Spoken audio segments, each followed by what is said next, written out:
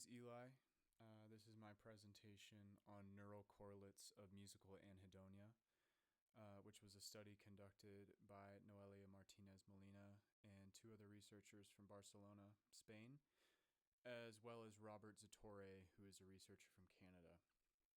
It was published in November of 2016 in the Proceedings of the National Academy of Sciences Journal. So what is specific musical anhedonia? It's a neural condition where a person does not experience any pleasure from listening to music, even though they might enjoy other types of rewards like food or social interaction. In other words, their brain just doesn't respond to music the same way that most people's brains do, and they don't get that emotional or rewarding feeling from listening to it. A few key things to note. Specific musical anhedonia is not the same as tone deafness, so people with this condition can still perceive music accurately, whether that's, pitch or rhythm. It's not due to lack of exposure or interest in music. Some of these people actively try to enjoy music, but just don't feel that typical emotional connection that most of us do when we listen to music. This study is looking at specific musical anhedonia, which is a person who enjoys other rewarding experiences, but music is just the one thing that doesn't do it for them, as opposed to anhedonia, which is just someone who doesn't derive pleasure from typically rewarding things. So, the researchers' central question that they are trying to answer is, what are the neural mechanisms underlying specific musical anhedonia? And how does this condition relate to brain activity and connectivity between auditory and reward processing regions? More specifically, they're wondering why some people don't find music pleasurable, even though they're otherwise, emotionally and neurologically typical. Is the lack of musical pleasure due to reduced activity in the brain's reward system, especially the ventral striatum and the nucleus accumbens? And they're also wondering, is it related to weaker connectivity between auditory processing areas and reward-related areas in the brain? And finally, is the condition specific to music, or does it extend to other types of rewards? So the study included 45 university students. They were divided into three groups of 15, 8 male and 7 female, based on their sensitivity to music-induced reward. They were either assigned as hedonic, meaning they derived a normal, average amount of pleasure from listening to music, hyperhedonic, a greater than average amount of pleasure, or musical specific anhedonic, meaning they derive little to no pleasure from listening to music. The groups were formed using the Barcelona Music Reward Questionnaire, or the BMRQ, which was administered to over 2,600 students. Participants were screened for consistent BMRQ scores. They were all right-handed. None of them had formal music training, and all were free of neurological and psychological disorders. Additional assessments given to participants included measures of general reward sensitivity, general hedonia, and a musical perception ability test to ensure that the groups only differed in regards to their music reward sensitivity. They completed 3 major tasks for this study. The first one was a skin conductance response, or SCR music test, where each participant listened to 30 1-minute classical music excerpts, pleasant, pleasant, neutral, or unpleasant as a listening experience, as well as 2 self-selected pieces in a random order. While they listened, they continuously rated their pleasure level and reported any physical chills that they sensed. The second test was an fMRI music task. So each participant was placed in an MRI machine and listened to 16 music clips, and once again rated their real-time pleasure and physical chills while in the machine. Finally, while in the MRI machine, they were given a gambling task. This was used as a comparison. It involved gains and losses and unexpected outcomes, as real gambling does, all while their real-time brain activity was measured to compare reward processing to the other music task that was performed in the MRI machine.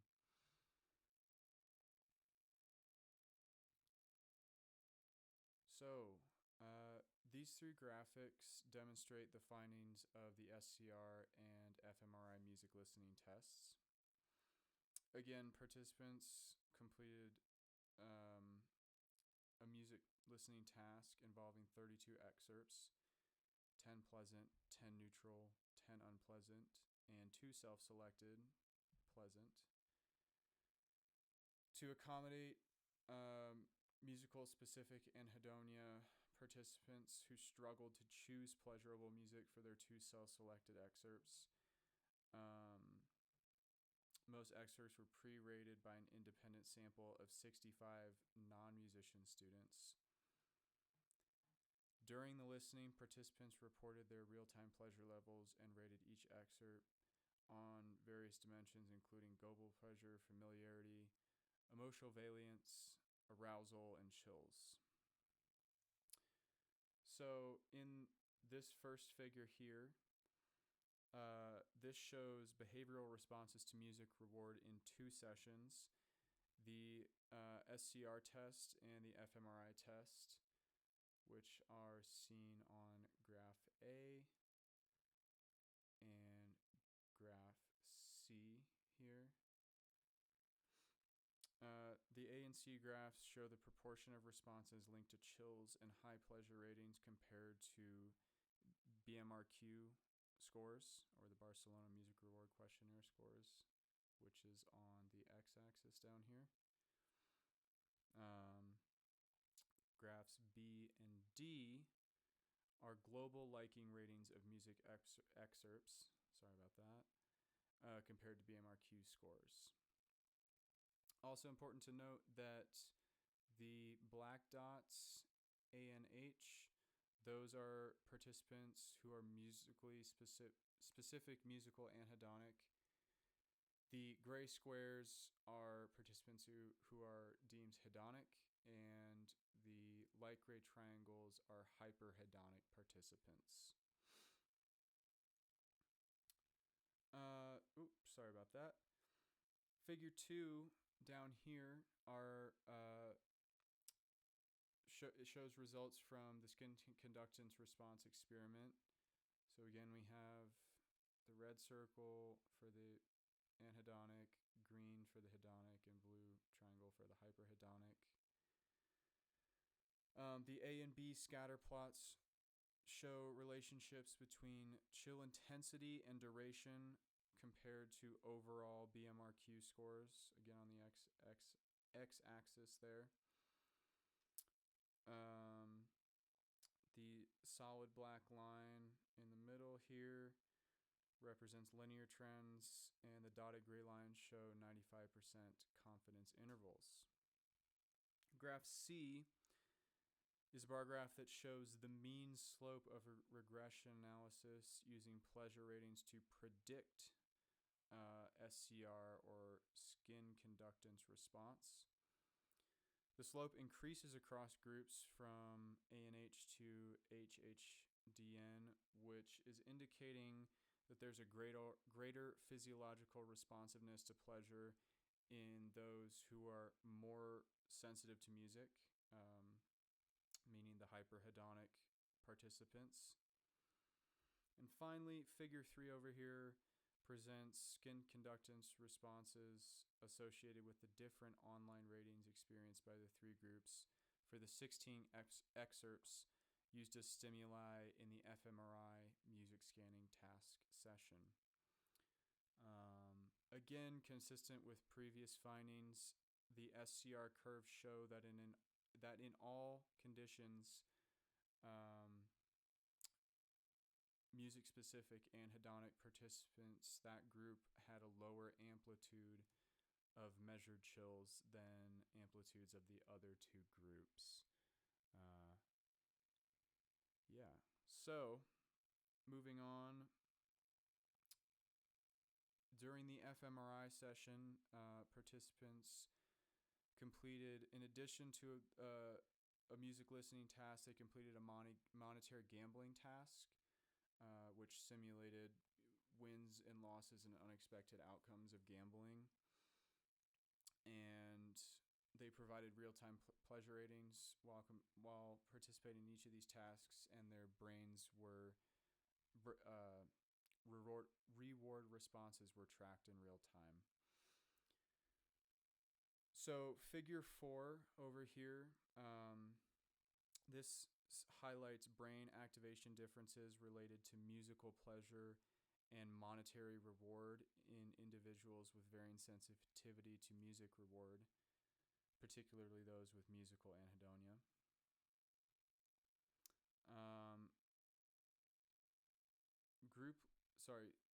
Brain activation patterns. So group level fMRI analysis showed there was strong activation in auditory regions for music versus rest.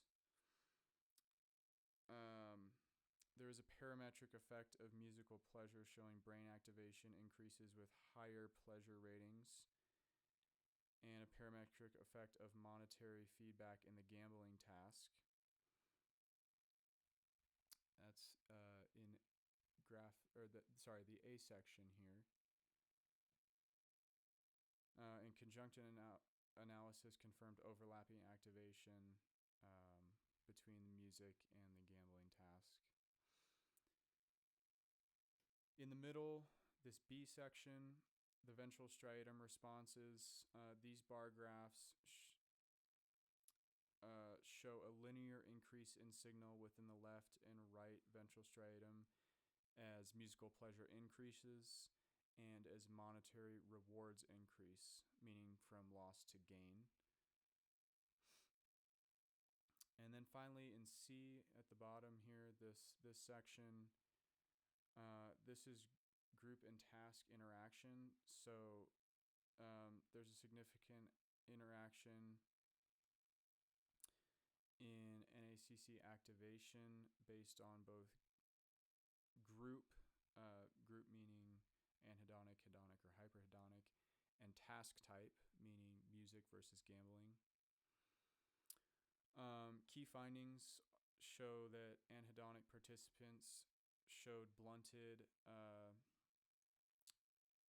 neural accumbens activation in response to music, but not to monetary rewards, whereas hedonic and hyperhedonic participants showed stronger neural accumbens engagement during pleasurable music. So that's really important. That's showing that the folks with specific musical anhedonia are just that. Their anhedonia is specifically related to music. They are still getting pleasure and reward activation from other things. In this case, gambling. That was the simulated thing the researchers chose to compare against. And then finally, over here in figure 5, this section reports differences in functional connectivity between the right superior temporal gyrus, or the STG, and the ventral striatum. during music listening as compared to rest or not listening to music.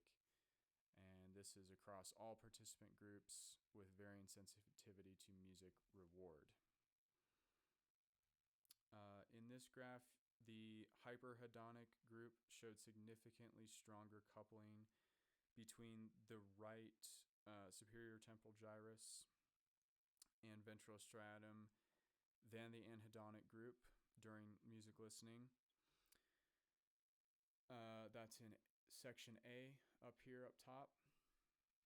In the middle, section B, the hedonic music also showed greater superior temporal gyrus and ventral striatum connectivity than the anhedonic group. And then in C, down at the bottom here, the hyperhedonic group had higher STG to VS coupling than the hedonic group. So the hyperhedonic group, as you would expect, is deriving the most amount of pleasure from music. The hedonic group coming in second, and finally the anhedonic group coming in third.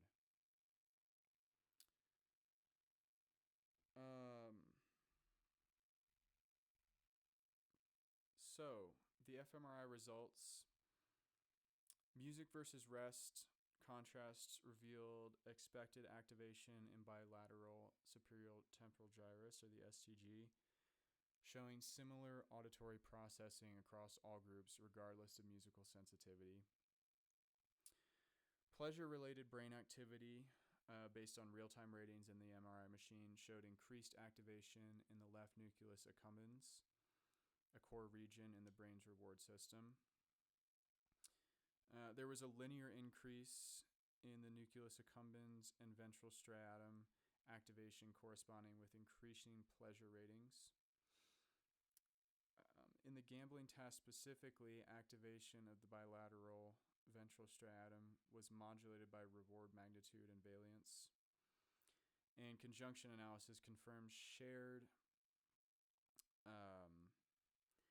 nucleus accumbens activation in response to both monetary and musical rewards, which suggests overlapping neural mechanisms for processing different types of pleasurable experiences. So, in conclusion, the researchers set out to answer why some individuals don't find music pleasurable despite being otherwise emotionally and neurologically typical. Wondering whether that condition is due to decreased activity in the brain's reward system, if it was because there were weaker connections between auditory areas and reward-related areas in those people's brains, and if this condition was specific to music. Through the tests they conducted, they found evidence to support their theory that musical-specific anhedonia is linked to diminished communication between auditory and reward systems, particularly between the right auditory cortex and the right neural accumbens. Participants with musical anhedonia showed reduced neural accumbens activation to musical rewards, but not to monetary ones, which suggests a domain-specific deficit in reward processing for music, despite intact general reward system function. There was also a graded increase in functional connectivity between auditory and reward-related regions of the brain, corresponding to increasing sensitivity to musical pleasure. Individuals with musical anhedonia showed weaker connectivity in these regions, which supports a neural basis for their reduced music-induced reward.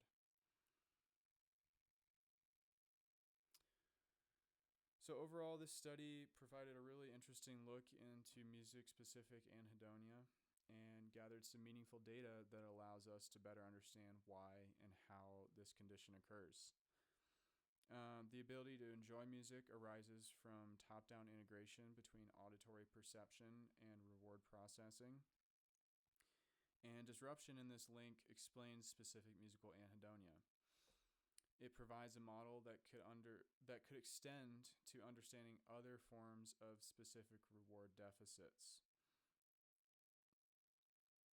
Next steps for this area of study might be to examine if music-specific anhedonia can be, in a sense, cured by somehow strengthening the connection between those auditory and reward-based areas of the brain. And while we might not currently possess that technology to do that in 2025, it could be a really interesting and important area of research in the future.